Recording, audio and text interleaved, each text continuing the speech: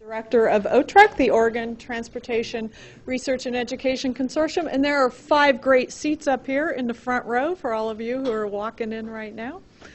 Welcome to the Friday Transportation Seminar at PSU. It's the first one of the term. The seminar is co-organized between myself and Professor Chris Monsieur, who just stepped out the door. There he is. This is the first one of the term, so that also means for those of you who are taking this as a class for credit, it's the first class of the term, so we have some stuff we got to go over. And if you're taking this in urban studies and planning, I'm the instructor of record. If you're taking this in civil and environmental engineering, Chris Monsieur is the instructor.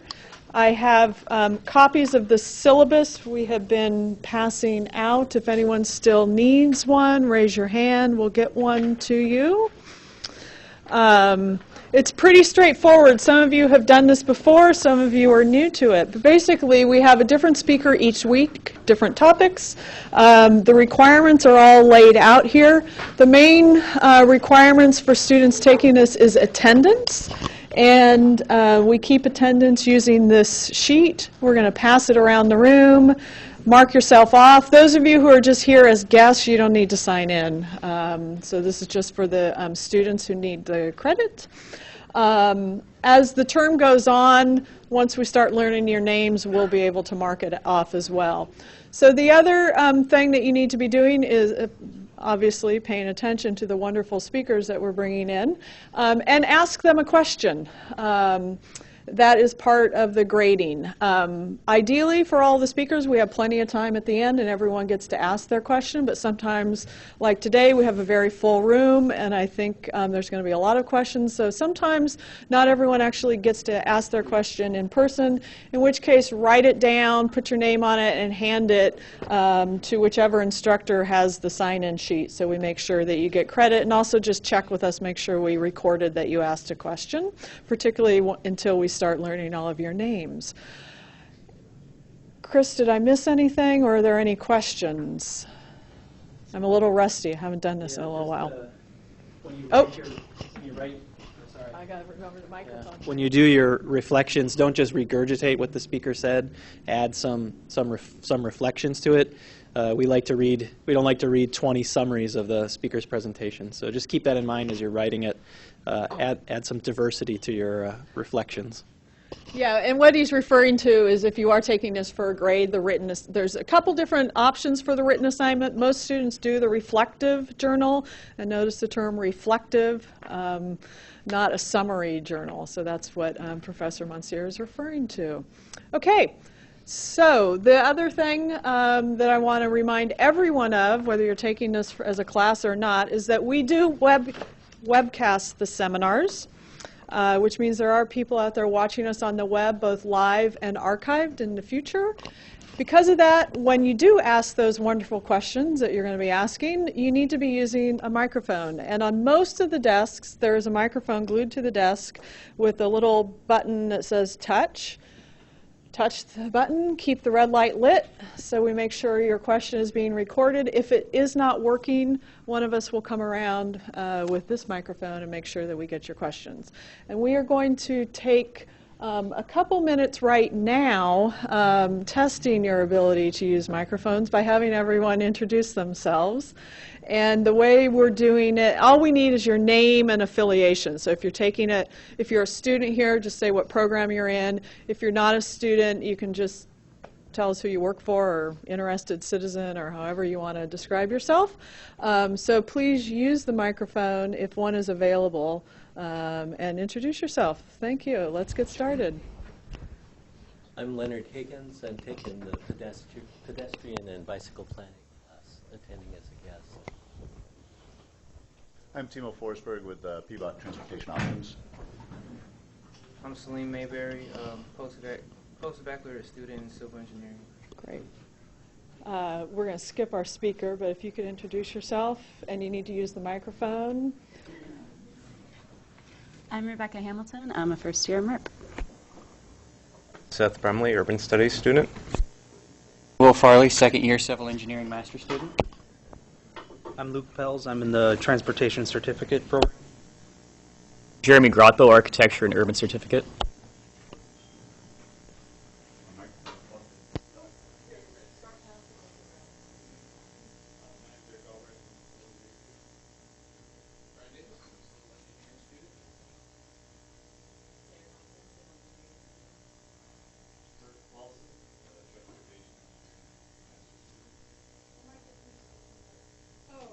On the bottom.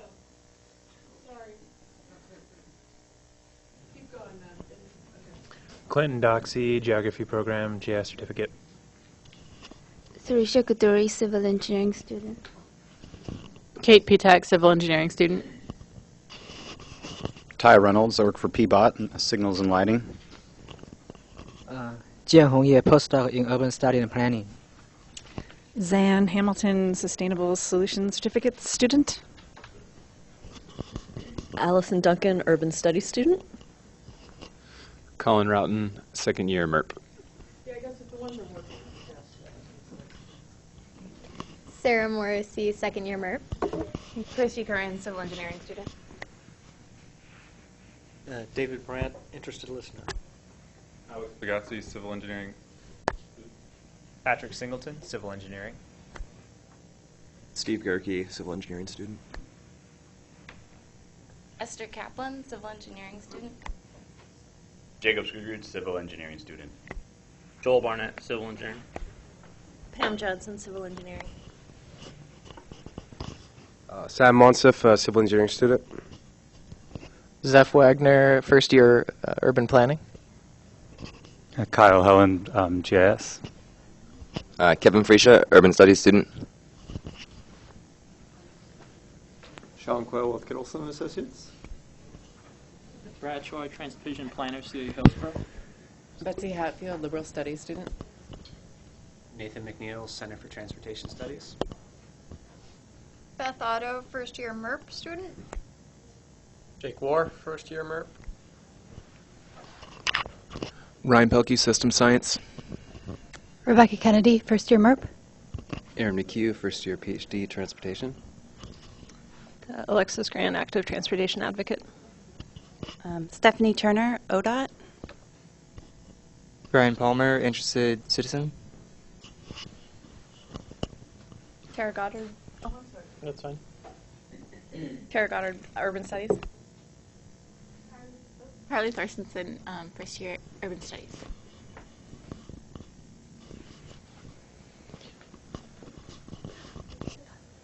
Roger Averbeck, member of Portland's Bicycle Advisory Committee.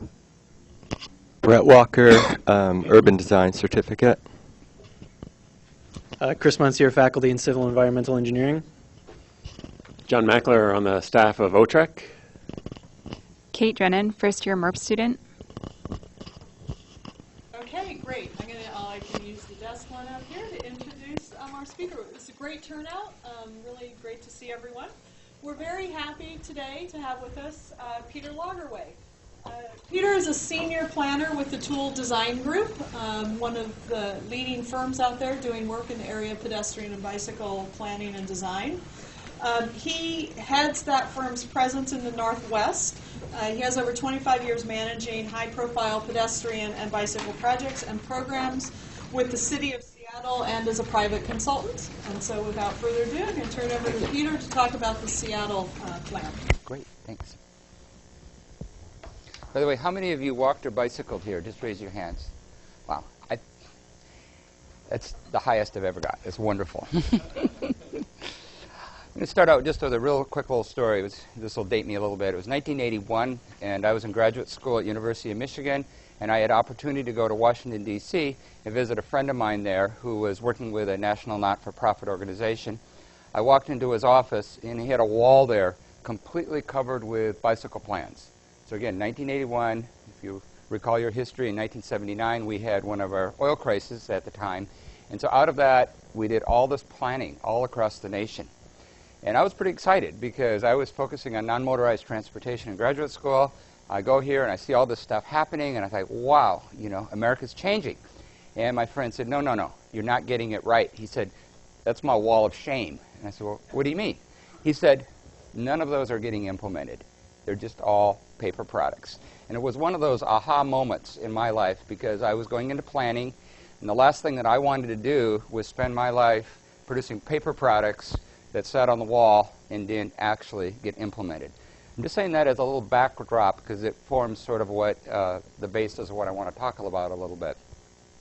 As was mentioned, I've been working in a number of communities for the last number of years. I think I counted up the other day. I think I've worked now in about 220 different communities across the United States working on bicycling and walking. Bringing that same question forward, one of the questions I always ask is, why do some communities do plans and they stay on the shelf? And why do other communities do the plans and they actually get implemented? What are those common denominators that result in change? It's just sort of a backdrop of what I'm going to talk about, and I'm not going to hand this out because you can just go to the internet and get it. This is the only little thing I'll point out is if you just type in my name on Google, and it's called Creating a Roadmap for Producing and Implementing a Bicycle Master Plan. So if you just put Bicycle Master Plan, Roadmap, put my name in, Pete Lagerway, you can download this, and it's available. You can find it quite easily.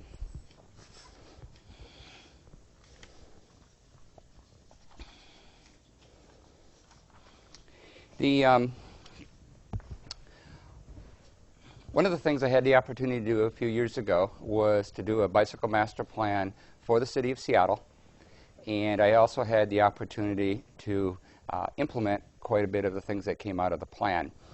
Out of that, going back to my thinking again of what are the common ingredients of success, what do you need to do to not just do a plan, but actually have it result in change is what I'm going to talk about today. I'm going to talk about three different things. One is what do you do before the plan, what do you do during the plan, and what do you do after the plan. And I'm just going to go through some steps, and the point being here is that I'm going to give them to you in a linear way. They never occur in a linear way. A lot of them are concurrent, but these are the things that, at least in my experience, I've discovered are sort of the keys to success of getting things implemented over time. And I'm talking about Seattle, and it's fun to be able to talk about Seattle because probably Portland's the only place I could talk about Seattle.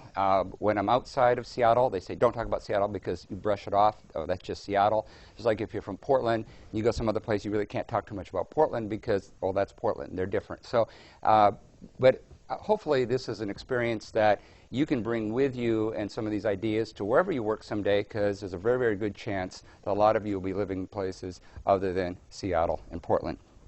So I want to talk a little bit about what you do before the plan, and I'm just going to outline 14 different steps of things that I think are important to think about if you're going to develop a plan that actually gets implemented. I would argue that there's a one-to-one correlation between the people who get these steps right and whether 5 years down the line, 10 years down the line, the plans that you work on actually get implemented. The first thing, and this one's a really important one, is simply establishing the need for a plan. When I was working in Seattle, one of the things that was done early on is the bike folks went around and noted all the improvements that needed to be done in the city, put them on a map, had a public meeting, did a charrette, did a presentation to the city council. So the discussion changed from, should we do a plan to when are we going to do it and how are we going to do it. I'm working in a community right now where they just got a grant and they're doing a plan and there's no support for it. I already know that that plan will not get implemented because they didn't do the upfront work and create a community buzz, a community notion that you really needed a plan. So that's the first step. A second step, and this is something that you always need, is to get some funding. I would argue that lack of funding becomes a problem if there's not a community consensus that this is something you really want. And the things that communities really want get funded. The things that there's some lackluster interest in don't get funded. And I always suggest to communities is when you look at your budget, think of budgets as moral documents. They really reflect your values. There's a lot of sort of cheap liberalism out there where we give words to saying, I support this or I support this. If you're not willing to put your money behind it, I would suggest it's kind of a throwaway and fairly cheap. So those communities where they do the first part, where they really get a mandate, yes, we want to change our community, yes, we want to do bicycling, yes, we want to do walking, the money then becomes available. If you absolutely can't find the money, you probably haven't done your homework up front and done what you need to get that public support. Third one, and this one's very, very important, is if you're going to do a bike master plan, and we struggled with this when I was working in Seattle, is finding the right home for it. I'm sure you've heard about this, is that there's silos. All of you who have worked in government know that. This was so great about this class, is you brought two of the silos together, planning, engineering. So over here you have engineering, and over here you have planning. Of course, what happens if it's just a plan is done in a planning department and you have big silos? Does it ever hop over to the engineering half? No. So you do plans over here, and they end up on the wall, engineering over here, and they build things, and the two never meet. So one of the things that you want to think about when you do like a bicycle master plan, when you do a pedestrian master plan, is where is the home for it? This may be as important as anything in terms of does it get implemented. So in the situation with the city of Seattle, we did the plan out of the traffic section, because traffic means signals, paint, signs, and that's where you're going to get most of your improvement. Trails are great, the big construction projects are great, but you're going to get most of your bike improvements by taking an existing street. You've done this in Portland, many places. You simply rechannelize it. You get rid of one of the motor vehicle lanes. You narrow the lanes. You repurpose that street. And that's paint, that's signs, that's signals. That's where the action is.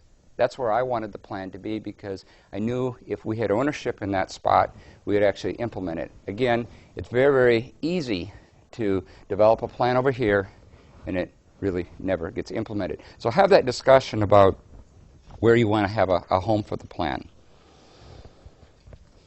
This one's really important. Number 4 is that you really, whenever you do something, you need buy-in by the people who are going to implement it. If you simply do a plan and you don't get the buy-in from the people who are going to implement it, it will not happen. So one of the things that I did in the city of Seattle, I do on every plan that I work on, is I form an internal, I'm going to call it a technical review committee, whatever you want to call it, that includes the city traffic engineer, that includes somebody from civilization, includes somebody from planning, so that every step along the way, they're reviewing it and saying okay to. So that by the time the plan's done is no surprises, and they've already endorsed it along the way.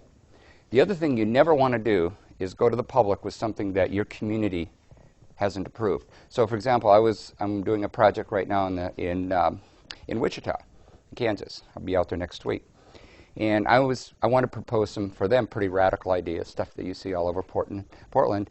And so I said, I want to meet with the internal team first, because I don't want to show the public something that you're not comfortable with. So I got together about 20 people. I said, now every single slide, yes or no, can I show this to the public? And they took out a couple slides. That's fine. I got 18 good ones in. And so then we did the public meeting. No surprises. They had bought in. They had the ownership, and they felt comfortable. The last thing you want to do is go around the decision makers, around the people who implement things, and then have it bounce back to them, and then they look bad. You want to make the people who implement it look good, and you want to make sure that they're bought into it.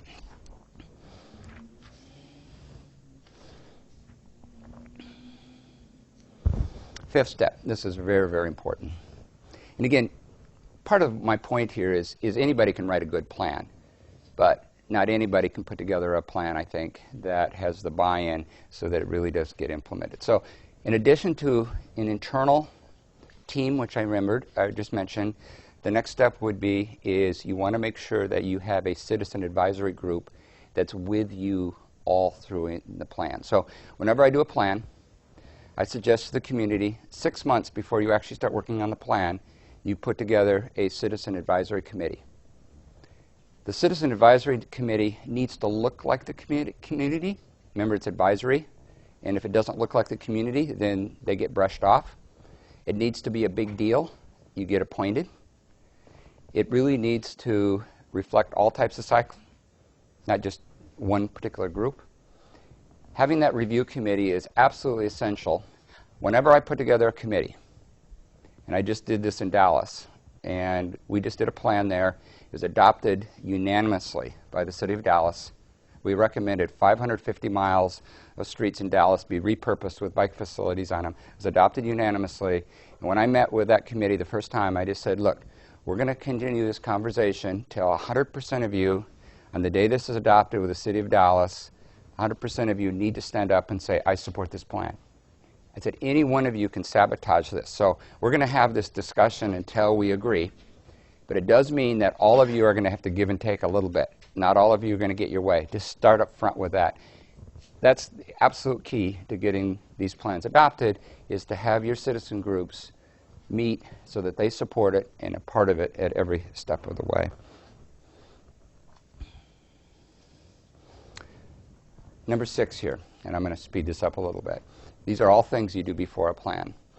One of the things that you need to do with your bike advisory committee, whatever you call it, is really agree on what that committee is going to do.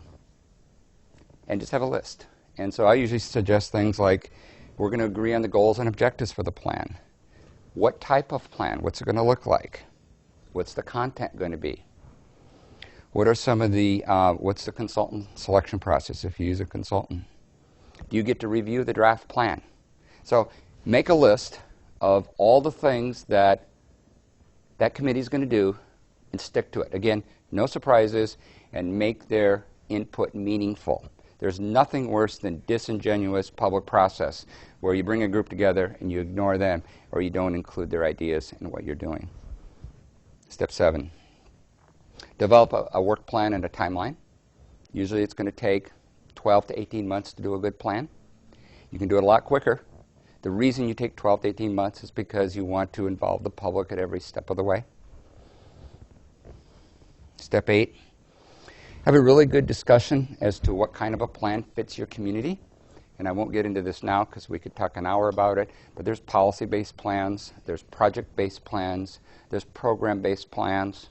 You need to have a discussion about where your community is and what kind of a plan that you want. Again, you have this with your Bicycle Advisory Committee.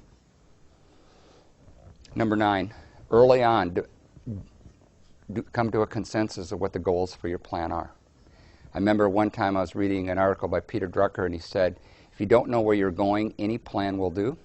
And figure out where you're going. I think that's true in a lot of people's personal lives too, is they never get anywhere because they don't know where, they haven't decided where they want to get. And it's really having a real focus. And a lot of times it's just going to be very simple.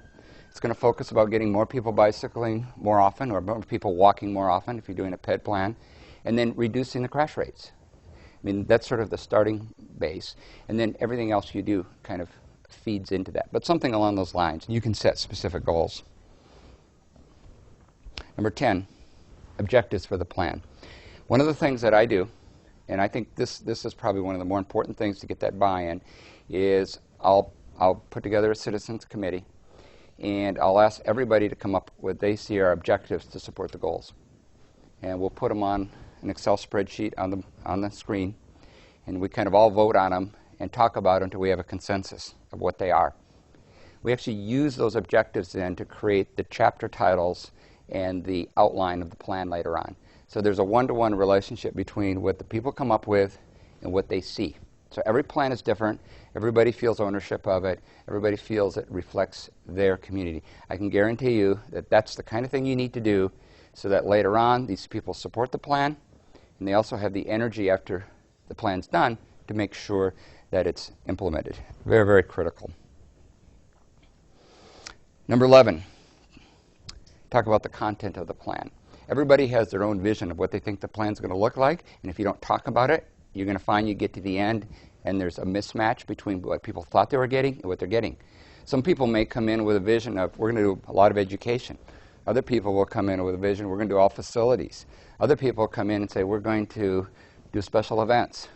You got to have those discussions ahead of time so that, again, with your citizen committee, you have a consensus as to what the plan's going to look like. And do that up front before you start developing your plan. Okay, step 12.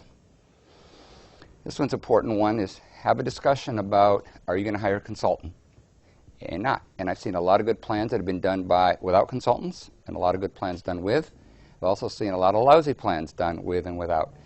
A couple questions you want to ask if you're going to hire a consultant is, what's the added value of bringing in a consultant? I've seen a lot of plans where they waste all their money on the data collection up front, and so you get a really good profile of your community, but then there's very few ideas on the end of where do you go from here. It reminds me of a cartoon I saw one time. It showed about 1,000 penguins all lined up, and it said, you know, now that we're organized, what do we do? And so they were clueless. And so it's sort of the same thing, is that when you do a plan, is really think through, is you're going to pay a consultant a lot of money. What's the added value? What can you do? What do you not need them for? And I would argue that you're wasting your money if you're paying somebody too much money to stand on a corner and count bicycles, for example. You can do that locally. Look for the added value. Okay, step 13.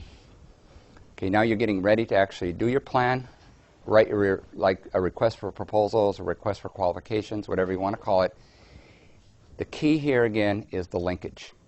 When you put out a request for proposal, say you're going to hire a consultant, make sure that that request for proposal reflects what the goals are that you've agreed to, that it reflects the objectives that you've just agreed to. Again, I see so often you go through all this process stuff, and then they put out a request for proposals, and it has nothing to do with what you've been talking about for the last 6 months. It seems like intuitive, basic 101, but again, when you involve citizens, honor them by actually taking what they've developed, taking their goals and objectives, and reflecting that in the proposal that you sent out. Step 14, selecting your consultant. A lot of communities, I noted, hire lousy consultants. And they hire people who absolutely do not know what they're doing, and they get plans that reflect that. And just a few basic things, again, it's sort of a 101, but things that I would do if you're ever going to hire a consultant. One is obviously you're going to score the proposals that people put in. But probably just as important, I would get copies of other things they've done and also score those, because past experience is probably the best predictor of what you're going to do in the future. Check references. Conduct interviews. This is all basic things, but I'd really, really encourage never do something this big and not check references, but also review previous work. That's going to give you a really good indication. The other thing that I would add to this is, did it get implemented? Some of the most beautiful, nice plans in America are sitting on a shelf. It doesn't really matter how nice the plan is if it's not happening on the ground. And if it's not happening on the ground, they probably didn't do some of these process things that I'm talking to you about. So, you know, we can all learn the technical knowledge. We can all produce a pretty document. But can we do those things that create that ownership and that engagement so that it actually gets implemented? So that's sort of phase one. That's just the first part in getting ready to do your plan. And I'm going to run now through the second part. I think I have 9 steps here of things you can do to actually, this is when you're developing your plan. A couple things about communication is that usually plans go wrong when the people doing the plan, whether it's a consultant or somebody else, goes in one direction, and they don't communicate very well, and then all of a sudden they're producing a product that's different than people anticipated. And so it's the same thing you've had wherever you've worked. If you had a problem with your boss, it's usually because you thought you were doing a great job and you were working hard at it, but your boss wanted you to be doing something different, and you didn't talk about it. You made assumptions. So really the role of a project manager is communication. It's communication between the 3 main stakeholder groups. It's the consultants who are doing it. It's between the citizen stakeholders and then the people in the agency that you're working for. And if you're not communicating on a regular basis, you're going to have a problem. And obviously you have to manage time and budget. So I'm just going to quick run through 9 steps here of things that I think are important for just managing and actually making a project happen. One is to define the project manager's role, and they should be the glue that keeps everything together. You should never have communication going on that the project manager doesn't know about. Somebody needs to know everything, and that doesn't mean you can't talk, but the project manager gets CC'd in every email, whatever. Somebody needs to know what's going on. Second one, and this one I think is particularly important, is sort of just communication roles. So when I do a project, once a week I have a conference call with all the key people, 30 minutes, and no surprises. So simply having that kind of communication in terms of getting a good product, very, very important. Third step is just things like reporting and billing. I do a monthly progress report on every project I do. And I would recommend you always do that again, because if you go 3 months and don't communicate, and all of a sudden you find out that you've been going in the wrong direction, I can just tell you, your budget's gone, and you're going to lose a lot of money. Nobody's going to be happy. Nobody's going to want to talk to you again. Step 4, I talked about forming an internal team, like a a technical review committee. So when you're doing your project, you want to meet internally probably at least once a month with your team so that they know exactly what you're doing. So if you're proposing some green bike lanes, that's not a surprise later on. Whatever you're talking about, if you're proposing doing some lane diets and narrowing some lanes down, you need to sort that out internally before you go public with it. So just setting up some of those internal processes. Number 5, maintain public outreach. Obviously that's meeting with the Bike Advisory Committee I talked about, but a couple other little tools that I would just suggest, and the more input you get, the better, is you can use things like SurveyMonkey, Community Walk. There's a lot of tools on the web now that you can use to get a lot of good input. The other is to have some really good public meetings, and again, to get that ownership. So what I always do when we do a project, we did this in Seattle, and this worked really, really well, is you have one project up front, or one public meeting, open house that you call a listening meeting, and then the second one is, here's our draft idea. One of the problems that I see in a lot of communities, we get a we, them kind of thinking, and if you think of it, again, you might have the consultants, you might have an agency, you might have a citizen group. So whenever I do a public meeting, I do a training session and bring all 3 groups together, and the meeting's always presented by all 3. So you get that we ownership. So next week, Tuesday, I'm going to be next Monday, I'm flying to Wichita. Monday evening, I'm bringing together about 30 people, and we're going to do a training on how all of them can do the open house the next day, which is next Tuesday. And all of them will have a green ribbon. And when I did this in Seattle, we all had a baseball hat, same color, just a blue baseball hat. But the point being is that rather than government presenting it or consultants presenting it, it's a collective we. So you have your agency people, your heads of department, you have your citizen group, your neighbors, you have a consultant group, whoever is involved in it, and all those people there are involved in doing the presentation. So you have tables and figure out ways you can have input. But the whole point again is that you're giving away what you're doing all the time, and you're gaining that ownership in what you're doing, so that from day one you have citizens defending what you're doing, not government defending it to citizens. It's citizens to citizen, and it's that buy-in where you get the magic.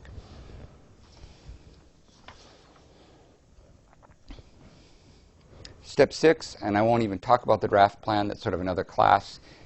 All plans kind of look the same, introduction, this and this and this. I'm not going to go through that now.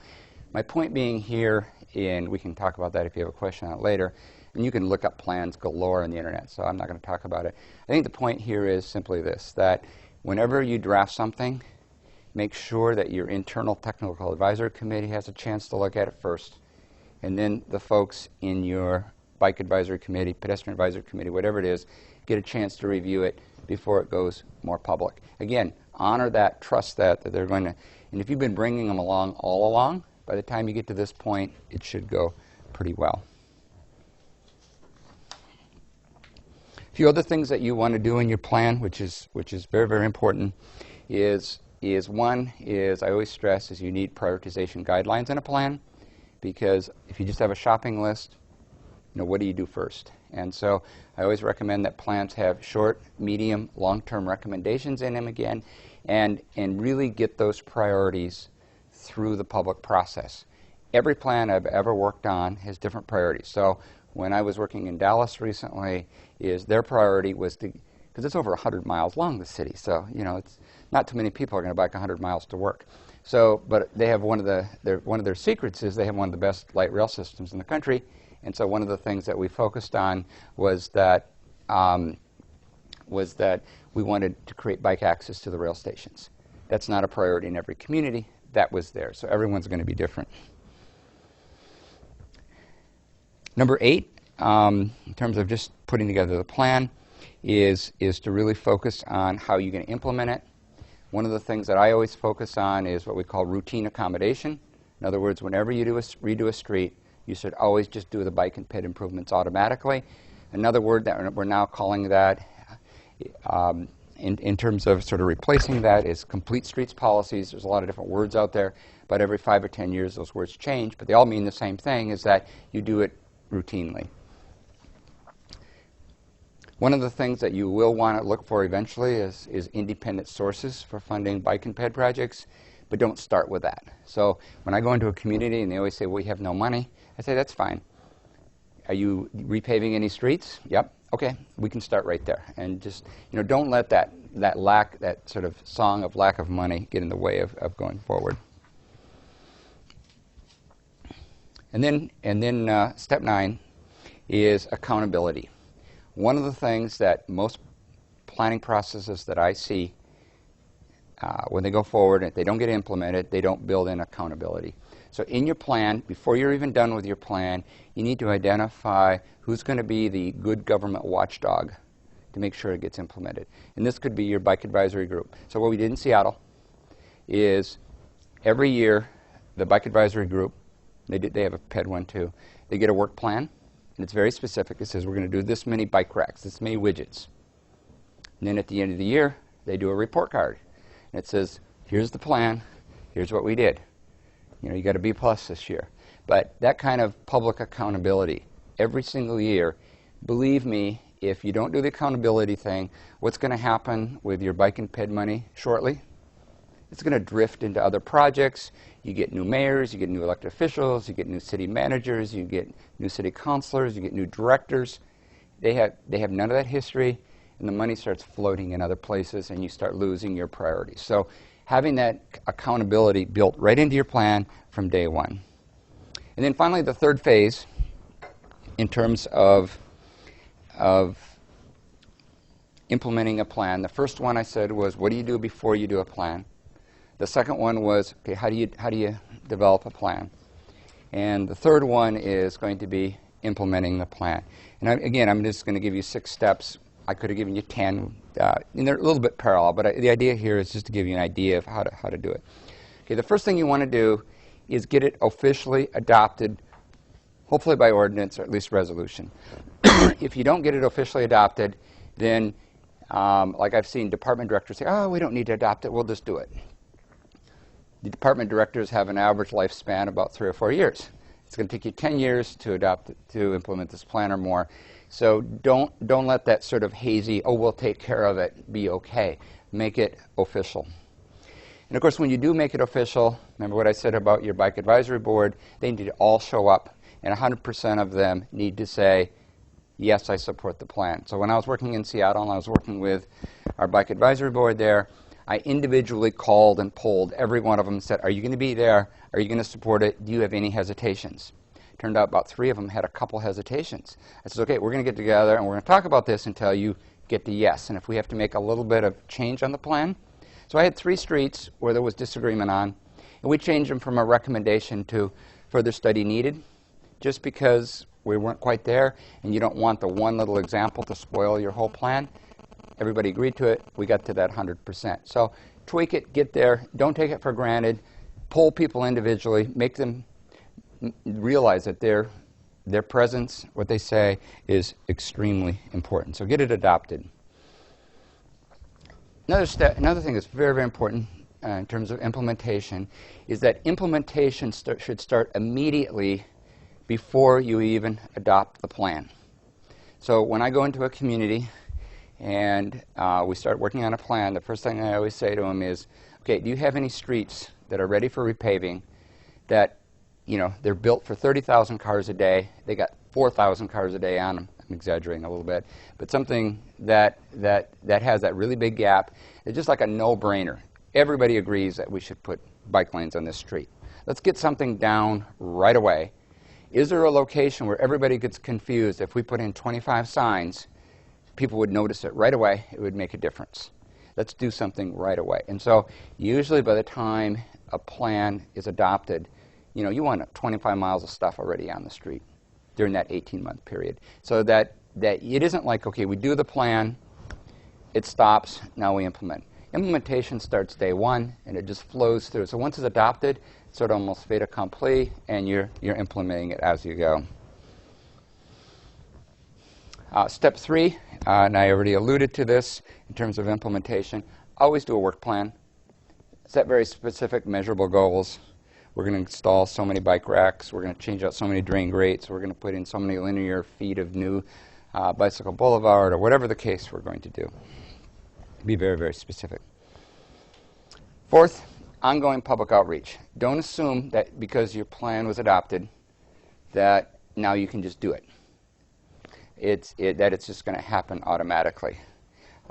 You still have to do public outreach on every project, and as elected officials change, as things change, there's no sense of commitment that because it was adopted, now I have to support it. I'm the new elected person in town, and that was that administration. This is ours. And so one of the things that planners always hope for, and it never happens, it never will happen, is that plans become mandatory. We develop this plan, so there we have to do it. You're going to continue to do the public process on every project you do. Just how we do, whether we agree or not, just how politics are done in America.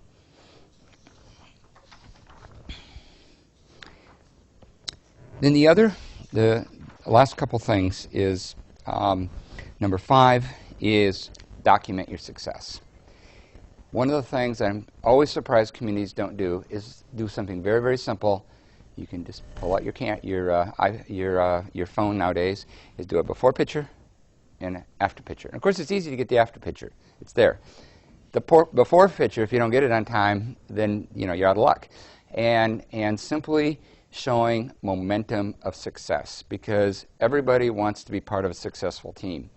So what I always do when I'm working with communities in terms of implementing is sort of divide what they're doing into really short-term, medium-term, long-term. Short-term is things like signs and paint. Medium-term might be small construction, like putting in a curb bulb or some ramps or doing something like that. And then bigger term is your big capital projects, like maybe building a trail, new signals, things that cost over $100,000.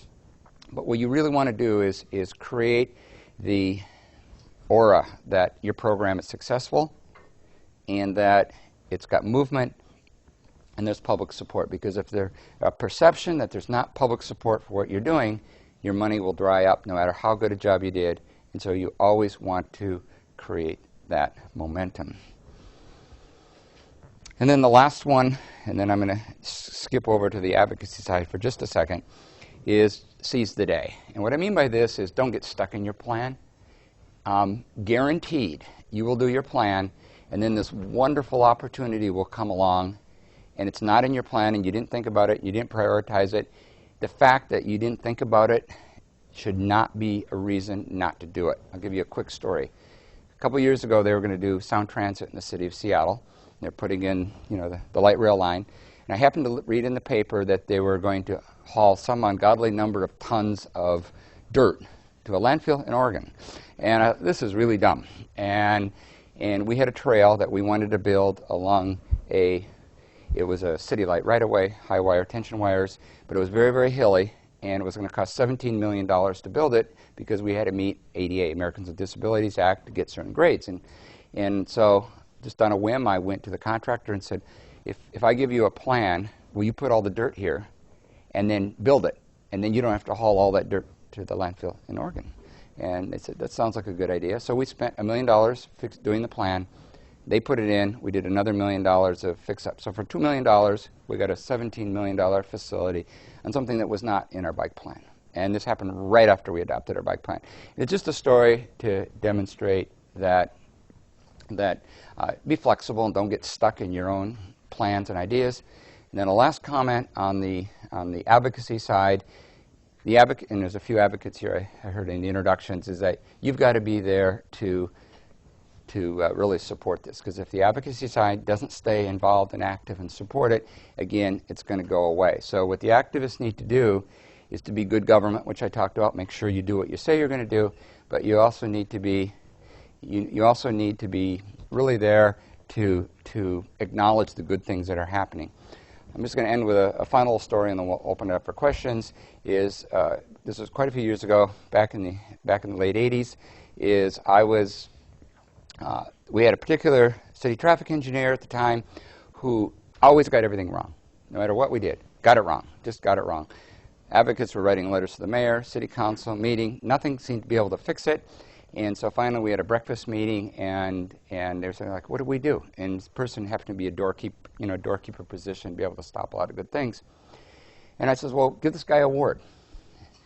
And they're kind of looking, and they said, yeah, I just seen Wizard of Oz. And I thought, I just find something. So we checked and checked. It took us quite a while, and we finally found one little thing that we thought, well, this is okay. We'll give him an award for it. So they had an annual banquet, and he and his wife came and brought him up front and gave him a plaque, and he's teary-eyed, and he goes, I've never gotten an award for anything in my life before, with good reason, of course. But nonetheless, in this particular case, overnight, had a new perspective, and so in fact we're still good friends. And so I guess the message here is the role of the advocates to really give credit where credit is due. You can criticize, but it should be more. So I always say, 2 or 3 attaboys or attagirls, if you will, for every whine, and get that balance right. Keep track of it, because if you always whine, why should we listen to you? You're going to complain anyway. So why don't I open up for questions, and hopefully it gives you a little framework. I'm going to pause briefly. Are there students enrolled in the class who did not get the sign-in sheet? Okay, so I think it's sort of this side of the room. Somehow it didn't get here. And then, so if you could pass that down. And questions, raise your hand, and Peter will call on you. And remember to use the microphone for the webcasting, please. How do you go about identifying people to be on your Citizen Advisory Committee? How do you find the best people to be on that board? Everybody hear the question? How do you find the best people to be on your Citizen Advisory Committee? And it's a really good question, because what you don't want to do is just contact every organization in town saying, send me your person. You're going to get the same 12 people who always get together and have too much history, and you already know, and who already don't get along. I'm overstating it a little bit, but whenever I put together an advisory committee, I'd say, okay, you need to do an application. It's like getting a job. You're going to send me a resume. You're going to send me a cover letter. We're going to do a 20-minute interview, and then you're going to get appointed by the mayor and make it a big deal, and you're going to stand in front of city council and say yes. And people who just get appointed to things without having to try don't show up. And so when I do an interview of a volunteer, first of all, I look at, do they have any volunteer experience? Past experience indicates future behavior better than anything. And then the other thing I always do is say, okay, we got 20 minutes, I got 4 questions. First question is, why do you want to be on the board? If they talk after me warning them I got 4 questions, and they talk for 20 minutes, these are people looking for a platform to talk. We need those people, but not on my board. I need somebody who's collaborative, is going to listen. And then if they just say, I'm joining the board because I've been trying to get this damn stop sign in my backyard for 18 years, now I'm going to get it, that's a backyard issue. We need somebody who has a vision for the whole city. And so we're looking for people, so just a few tricks and you can get a wonderful board. It should always be 9 to 11 people, and any smaller and you're going to get overwhelmed, any bigger and it can become dysfunctional. But we could do a whole thing on how to do boards, but that's the short answer to your question. Yeah. Typically, how long do these plans take from, the first step that you were talking about to implementation? Like I said, is usually you want to get your board going about 4 to 6 months before you start the plan. Once the plan officially starts, usually it's going to take about 12 to 18 months by the time it gets fully adopted. Yeah. What has your experience been working with the freight community on these plans? Well, that can be a challenge. I think one of the things in terms of working with the freight community is to really do some research. Truck drivers in urban areas tend not to have higher crash rates. In fact, usually they're lower. then, and so usually try to honor them and say these are professional drivers, and they are driving vehicles that typically don't go as fast as other vehicles, and the fact is they do not have a lot of crashes with bicycles. And sort of start with a positive, and then try to take away the fear of saying trucks and bikes just don't mix, because it's not true. They mix very, very well. In fact, they mix better than a lot of times with just general purpose traffic. So start there, and then it's tough. You just, you got to meet a lot and listen and do your best. I could talk about that for hours, but anyways, I'm going to go back here and then here. I got a question. So for my information in the U.S., let's say if you want to add a new bike lane, does it always have to come from the community's need, or let's say if professionals feel that, well, there's a bike lane need to be added? How does that work here? Sure. I mean, I'm sure you've heard that there's proactive planning and reactive planning. For many, many years, most communities in the United States do reactive planning. There's some congestion. We do a traffic study. We do the computer analysis, and I already know what it's going to tell you. Add another lane, right? And you don't need to spend the money to figure that out. So that's reactive planning. Proactive planning says, how do we want our community to look? What do we need to do to get that balance, give people choices? And so I would suggest that the answer is a dance between both. We need the professional community developing the plan, like I was suggesting, but you're also going to have to do it and bring the public along, so you do both. Let's see. Yeah. In a place like Seattle, and as well as Portland, you end up, whether topography warranted it or the original platting, avenues which provide a shortcut. They're diagonal, things like Madison, Westlake, or Sandy and Foster here, and a lot of agencies try to claim ownership over it. How do you approach a bureaucratic environment where you have city engineers, traffic engineers that are not very receptive to bike and pedestrian improvements on a very high-trafficked avenue?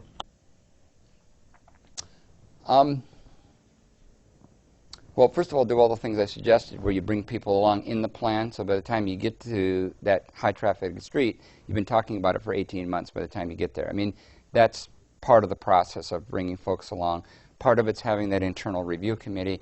The other thing that I found really, really, really helpful is having training and workshops available so that we can get through a lot of the urban myths. Because one of the things I find is that when you listen to people why they're against something, and it's not just traffic engineers, it's planners, it's the general public, no matter what profession you're in, usually their objections are based on a couple things. One is a myth, and I have a list of over 50 urban myths, and things like higher speeds means you get there quicker, more traffic means economic development. We all have strip development streets with 30,000 cars a day, and half the businesses are boarded up. There's zillions of urban myths. So one is listen and then have really good information. To address those urban myths, don't just brush it off and argue, but really, give people credit and do that. And the other is just to acknowledge basic fear. One of the things that I've discovered is that nobody wants to be, other than Portland's and Seattle's, but for most part, nobody wants to be first or second, but nobody wants to be 10th. We all want to be third or fourth, which means we're cutting edge, but somebody else has done it first. So whenever I go into a community and propose something new, I give them examples of other communities in their state, not Seattle or Portland, that have done the same thing. And I've even gotten together with advocacy groups, say, I'll bring a camera, and let's go throughout your county, your region, and take pictures of all the things that we want to do and find one example in your region where you've already done that. Put them all together, and then we show our elected officials, show our decision makers, and reduce that fear factor because you've already done it. And you don't need to go to Seattle or Portland. Most things, other than real boutique things like green bike lanes, but other than that, most good urban design, most communities already have a couple. Find them and show them. And they're working great. Okay, here, and here. Sometimes local government agencies are reluctant to start a plan like this. Have you seen any examples of where maybe advocacy groups or foundations have led or initiated plans like this? Yeah, in fact, I think that's the best way to get this ball rolling, because if it's citizen initiated, it's more likely to have that buy-in longer. So in Seattle was a perfect example. There was no interest, or very little interest, at the elected official level. So it was really the Cascade Bike Club getting together 50 people and inventorying the whole town and then having professional paid staff to help support that got the ball rolling. And I think that happens. Now, eventually, you don't want to just go it alone. Because if you don't get the government folks involved, that isn't going to happen. Because they decide they get to run the streets. So, but I think that's actually a preferred way to get it going many times. Yeah, and then we'll go here. All right. I don't have a mic. But Could you pass that down? Yes. You talked a lot about the process and specifically bringing everybody along, making sure all the stakeholders are, happy with the plan. I'm wondering about how you diagnose your performance measures for whether a plan works, and specifically, is that process of trying to make as many people as you can, as happy as you can make them, does that reduce the overall quantity and effectiveness of the plan you eventually are trying to implement? Let me try to, I'm not sure I caught all of it, but well, first of all, in terms of determining effectiveness of your plan is, are you achieving your goals? More people walking, crash rates down. You can measure those things. Your objectives in terms of specific outcomes, you can measure those things. If there's one disgruntled person, I don't see that as good or bad. One of the things I do believe, though, is people vote very strongly with their feet. And I'll just blast on my own city here. If any of you have been to the new City Hall, the city of Seattle, in the front of it, there's this huge plaza. It wins all these awards. It's empty all the time.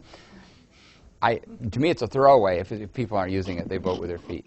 But, let's see. Yeah, go ahead. How do you make something like a cycle initiative available to everyone? Because, for example, you've got the elderly or the disabled that can't easily do it on 2 wheels, and so the alternative is like 3-wheel tricycles. Mm-hmm. But there are practicalities about that. Like, it takes up more space. Is that a suitable initiative?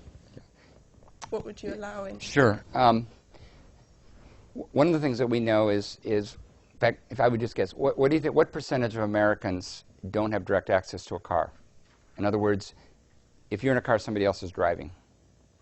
No. About 30 to 35%, if you include kids, seniors. That's what you reminded me. People with disabilities, people who choose not to drive. And what do you think is the biggest growing area of people who no longer drive? No. It's people who can't afford to drive anymore. The number of households in inner cities across America is just skyrocketing. And so more and more transportation is becoming, I think what you're alluding to is a social equity issue where we need to be inclusive of everyone.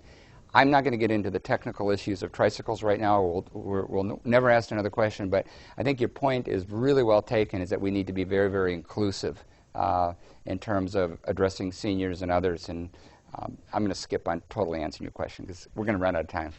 No.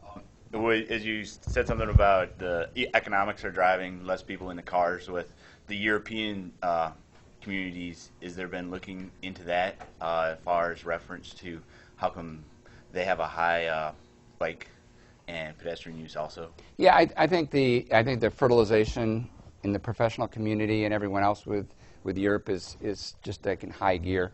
And we all have each other's design manuals. We've all visited. We go to the same conferences, and so I think anytime that something doesn't happen in the United States is not because we don't have the good ideas. We've got plenty of good ideas. In fact, we have shelves full of them. We just don't know really how to get it on the ground.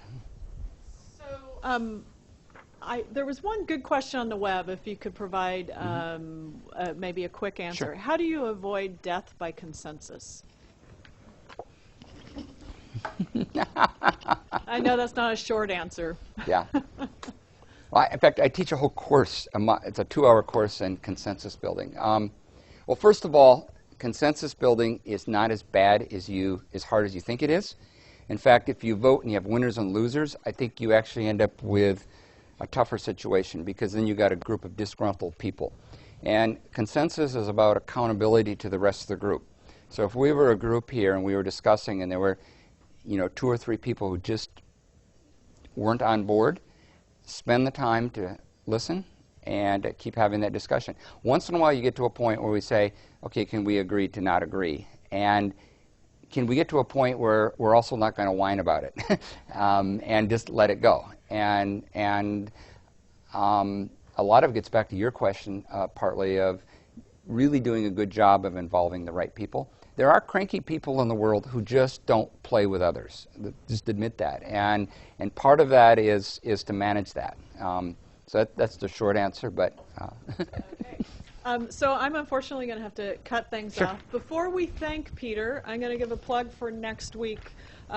We have Andy Dannenberg, who's with the University of Washington and the Centers for Disease Control. This is a joint seminar with School of Community Health and Transportation, and he's going to be talking about making healthy places. I am going to warn you, if you plan on showing up, I would recommend getting here early, because I think we're going to have a very large turnout. So if you want a seat in this room, get here early.